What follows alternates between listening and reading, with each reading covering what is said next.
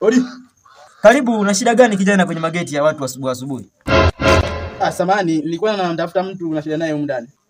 Unafahamu sheria za haya mageti haya ya Uswahilini haya? Hapana, naomba nisaidie maki mimi sijui sheria za huko ndani. Okay.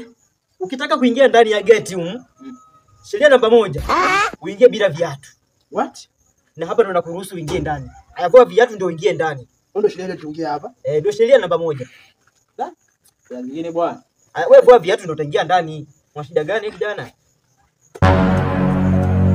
Mwenyewe mbishi. Vua viatu ndio utaingia ndani. Noma. Haya poa. Nani?